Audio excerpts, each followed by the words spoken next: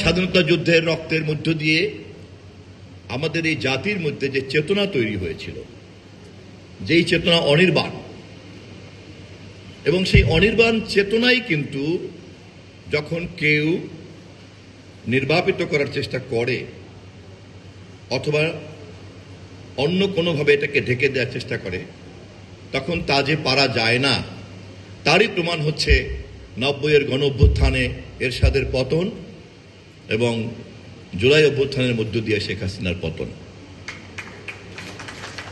ব্যক্তিগতভাবে আমি অত্যন্ত সৌভাগ্যবান, এই দুই আমলেই একজন রাজনৈতিক কর্মী ছিলাম, আন্দোলনের রাজপথের কর্মী ছিলাম, দুই আমলেই কারাগারের অভিজ্ঞতা আমার হয়েছে এবং দুই আমলেই এই ধরনের ফ্যাসিস্ট স্বৈরতান্ত্রিক সরকারের করুণ পরিণতি দেখার সৌভাগ্য আমার হয়েছে।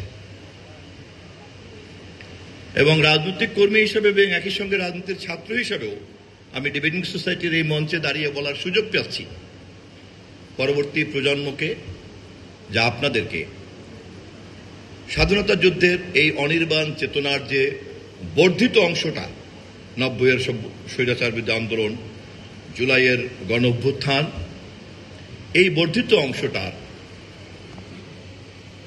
আপনারা পরিপূর্ণভাবে সার্থকতার দায়িত্ব গ্রহণ করবেন এই প্রজন্মের নেতৃত্ব।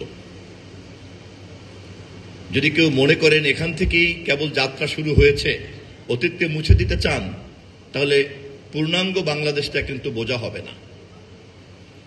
পূর্ণাঙ্গ বাংলাদেশটা বুঝতে চাইলে আমাদেরকে একদিকে যেমন 1000 বছরের ইতিহাসকে জানতে হবে, আর একদিকে 56,000 বর্গ মাইলের লাল সবুজের পতাকার বাংলাদেশটাও বুঝতে হবে।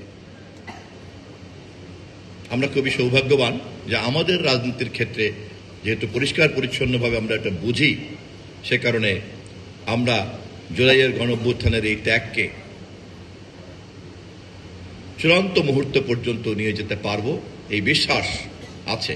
বিশেষ করে আমাদের সরকার প্রধান দেশনায়ক তারেক রহমানের যে উদ্যোগ, সংসদ নেতা হিসেবে তার যে ভূমিকা এবং দেশের বৃহত্তম রাজনৈতিক দলের চেয়ারম্যান হিসেবে তার যে ভূমিকা, সেই ভূমিকার সঙ্গে তাল মিলিয়ে তিনি একই সঙ্গে এই অভ্যুত্থানের সকল কৃতিত্ব বলেছেন জনগণ, জনগণ আর জনগণ। জনগণই হচ্ছে এই সকল ধরনের বিজয়ের কৃতিত্বের মালিক। কোনো ব্যক্তি বা গোষ্ঠী যারা এখনো বিভ্রান্তিতে আছেন এই কৃতিত্বকে পকেটস্থ করার জন্য, আমি তাদেরকে বিনীতভাবে বিভ্রান্তি থেকে বেরিয়ে আসার আহ্বান জানিয়ে জুলাই শহীদদের প্রতি আবারও শ্রদ্ধা জানিয়ে আমার বক্তব্য শেষ করছি।